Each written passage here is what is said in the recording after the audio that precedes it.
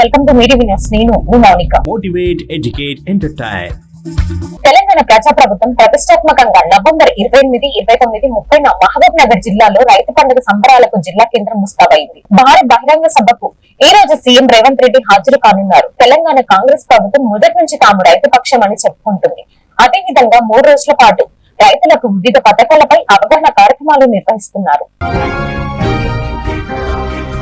రైతుల జీవితాల్లో పండుగ తెచ్చామని సీఎం రేవంత్ రెడ్డి అన్నారు. ఈ సంతోష సమయంలో అన్నదాతలతో కలిసి రైతు పండుగలో పాలు పంచుకునేందుకు ఉమ్మడి పాలమూరుకు సీఎం వస్తున్నట్లు ట్వీట్ చేశారు. ఏడాది క్రితం సరిగ్గా ఇదే రోజు పొలానికి వెళ్లి అరకు కట్టాల్సిన రైతులు పోలింగ్ బూత్ కు వెళ్లి మార్పు కోసం ఓటేశారు. ఆ ఓటు అభ్యస్తమై రైతుల చరిత్రను తిరగరాసింది అని సీఎం రేవంత్ రెడ్డి పేర్కొన్నారు. తలకొండపల్లి మండల కేంద్రంలో ముదిరా సంఘం ఆధ్వర్యంలో మహాత్మా జ్యోతిరావు పూలే వర్ధంతి కార్యక్రమాన్ని నిర్వహించారు. ఈ కార్యక్రమంలో మాజీ జెడ్పీటీసీ పద్మ నరసింహ ముదిరాజ్, ప్రధాన కార్యదర్శి పద్మాని, బౌల యాదగిరి, వెంకటయ్య తదితరులు పాల్గొన్నారు. తెలంగాణ పబ్లిక్ సర్వీస్ కమిషన్ కొత్త చైర్మన్ గా ఐఏఎస్ అధికారి బుర్రా వెంకటేశన్ నియమితులయ్యారు. డిసెంబర్ 3వ తేదీతో ప్రస్తుత చైర్మన్ మహేందర్ రెడ్డి పదవీ కాలం ముగియనుంది. ఈ మేరకు వెంకటేశన్ ను నియమిస్తూ ప్రభుత్వం ఉత్తర్వులు జారీ చేసింది. ప్రస్తుతం ఆయన విద్యాశాఖ ముఖ్య కార్యదర్శిగా ఉన్నారు.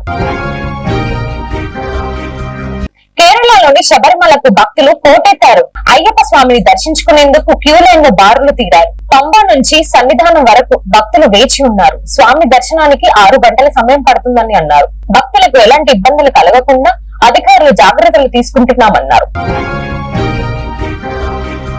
ఇన్స్టాగ్రామ్ పరిచయం ఓ యువకుడిని జైలు పాలు చేసిన ఘటన నాగర్ కర్నూలు జిల్లా వెల్లండ కేంద్రంలో చోటు చేసుకుంది. డీఎస్పీ వెంకటేశ్వర్ల వివరాల ప్రకారం ఏపీకి చెందిన యువకుడు కేంద్రంలోని ఇంటర్ మొదటి సంవత్సరం చదువుతున్నాడు. ఒక అమ్మాయితో ఇన్స్టాగ్రామ్ లో పరిచయం ఏర్పడింది. ఈ క్రమంలోనే ఆదివారం బంధువు పేరుతో బాలికను వసతి గృహం నుంచి కిడ్నాప్ చేశాడు. బాలిక తండ్రి ఫిర్యాదుతో ఆ యువకుడిపై కిడ్నాప్ కేసు నమోదు చేసి రిమాండ్ కు తరలించారు. అమెరికాలో తుపాకీ తూటాలకు మరో తెలుగు విద్యార్థి బలయ్యాడు. చికాగో వద్ద దుండగులు జరిపిన కాల్పులో ఖమ్మం జిల్లా రామన్నపేటకు చెందిన నూకరపు సాయితేజ మరణించాడు. సాయితేజ ఎంఎస్ చదవడానికి 4 నెలల క్రితమే యుఎస్ కి వెళ్లాడు. 4 నెలల్లోనే ఈ ఘటన చోటు చేసుకోవడంతో కుటుంబ సభ్యులు తల్లడిల్లిపోతున్నారు. Thanks for watching. చూస్తూనే ఉండండి మీటివ్ న్యూస్.